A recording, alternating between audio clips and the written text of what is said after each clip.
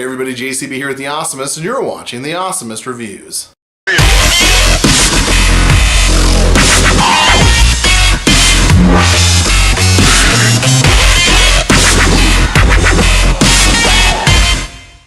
You guys know me, I love reviewing products that are neat and unique. There are a lot of YouTube channels out there that review the latest and greatest laptop or cell phone. That's not me. I like the products made by the little guy. The products that are so odd, it makes me wonder, is this worth my money? Well, the good folks at Anonsuo, I hope I'm pronouncing that right, saw some of my previous reviews and decided to send me their A-Touch lamp. As always, this video is not sponsored. I'm not being paid to do this review or anything like that. If I ever do a sponsored video, I will be sure to tell you guys up front at the beginning of that video, but this is not a sponsored video. You're going to get my unfiltered, actual opinion about this product, as always. The A-Touch is advertised on their site as a nightlight with full touch controls for dimming and brightness, but it's also a Bluetooth speaker, all of which sounds pretty cool. So let's unbox this thing. It was shipped to me via Amazon. I'll be sure to include a link to the Amazon page as well as the company's website in the description below for those of you who are interested. I have to say this thing was packed very well to protect against damage in shipment. Inside the first box is some of those giant packing bubbles around another box wrapped in standard bubble wrap. Inside that box is the lamp's packaging. I have to say I like this tin. You don't see this sort of thing very often, and it's nice it has its own padded container that's more than just a cardboard box. Inside you get a two-prong power supply, a 3.5mm aux cable, seems to be about 18 inches long or so. There are some papers in here, which I'll get to in a bit, and the lamp itself. It has two ports on the back, one for the aux cable and one for the power supply. It also has one speaker on each side, and it has some weight to it. So the build quality of this thing is actually pretty nice. When I first saw pictures of it online, I thought maybe it was made of glass, but now of course that I have one in my hand, it is clearly plastic, but it's still really nice to look at. It has some real hefty weight to it, and it's got a power button right on top that puts it directly into Bluetooth pairing mode. Plugging in the aux cable in the back allows you to use non-Bluetooth audio sources such as a Chromecast audio or your favorite sound system. The A-Touch is perfect for setting just the right mood. The soft white glow of the light plus the ability to play soft music makes it easy to set a romantic mood for dinner or in the bedroom or for a nice relaxing bath. But for me, the biggest selling point is the touch controls.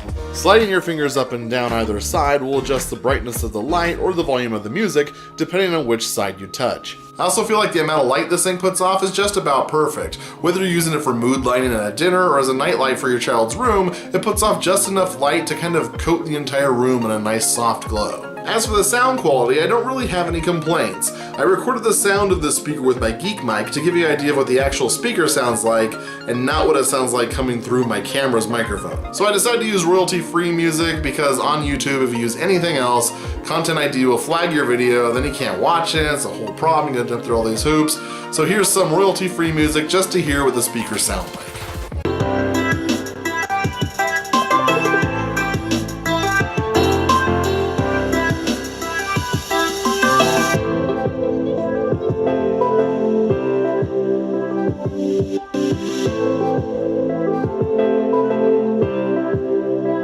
Personally, I think it sounds pretty good. Now, of course, there are about 1 million of these types of Bluetooth speakers on the market right now at various price points, offering different levels of audio quality. And I will say that this thing works best with mood music and things like that. You're not gonna get great results playing any kind of music that has a lot of low-end bass frequencies. This speaker doesn't thump, it doesn't have a subwoofer, but it is still a huge step up from the average speaker on your cell phone or tablet. I decided to test the loudness of this thing with a VU app on my phone. The ambient volume of my office was in the low to mid 30s. The highest I was able to get the V meter to peak with this speaker was in the 80s, but the whole time the audio remained crystal clear. I also tried plugging in the aux cable to an external audio source and didn't notice any dip or improvement in the audio quality, which means this Bluetooth receiver is pretty accurate. As I said though, the real selling point for me is the touch controls. Sliding your finger on the left-hand side of the lamp turns the audio volume up or down, while sliding the fingers on the right-hand side turns the brightness up or down. So how does this feature work in practice? It could be better. At first it didn't seem to work at all. With so much surface area, I assumed the touch controls extend from the very bottom near the base to the very top of the apex. In reality, there's about a 3 or 4 inch surface area that is touch sensitive. As I used it more and more, I started getting a feel for how it actually worked. You might say I developed the magic touch. It also helped to remove the stickers they put on the sides that explain how it works. Those stickers seem to just get in the way. The device also looks better in my opinion without them, so I recommend removing the stickers. So basically you want to swipe nice and slow with at least 2 fingers right here. Doing it on the side doesn't seem to help much, and doing it on the inside doesn't seem to do anything at all.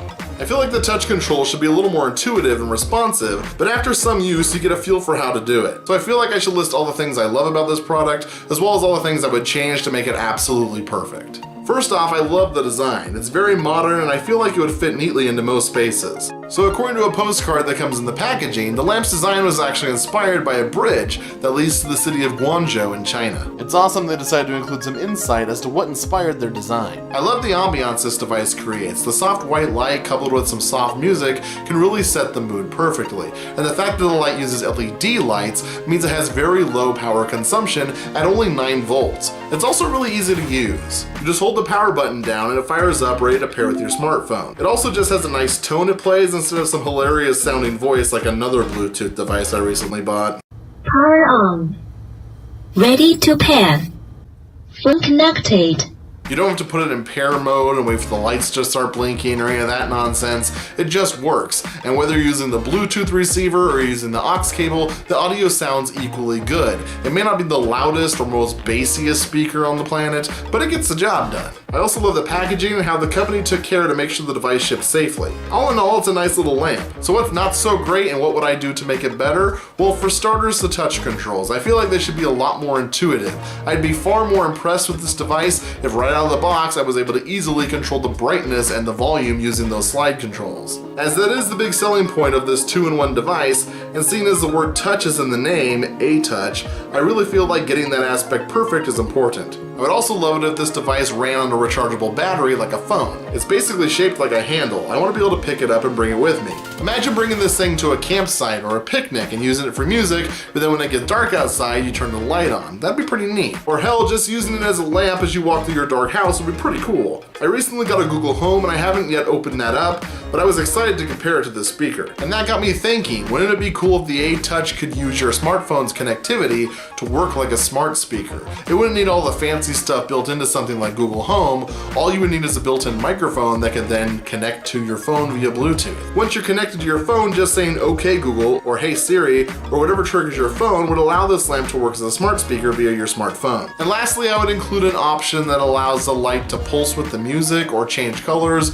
or both. Now my wife appreciates the fact that it doesn't do those things. She prefers it to have that nice steady soft glow, but it would be nice to have it as a feature you could turn on. There is also a small typo on the bottom of the lamp's base that says standy power. I believe it's supposed to be standby power. This is a small complaint, but remember I'm talking about changes that would make this thing perfect. Overall, I think this is a really cool lamp with a lot of potential. It would make for a great housewarming gift or a nightstand lamp. One thing I think might turn people off is the price. As of today, their official website listed as $89.90, but their official Amazon page listed as $53.99. Now, if it had the full-blown feature set that I just talked about, that being my perfect version of this thing, it would definitely be worth the $89 price tag, maybe even more. But as it sits right now, go ahead and use that Amazon link. Again, I put that in the description below if you're interested. Save yourself the 36 bucks. And that's the A-Touch by Anonsuo, a cool little touch lamp / Bluetooth speaker, which is something you don't really see a lot. So what do you think of this little guy? Would you consider buying one? Let me know in the comments down below.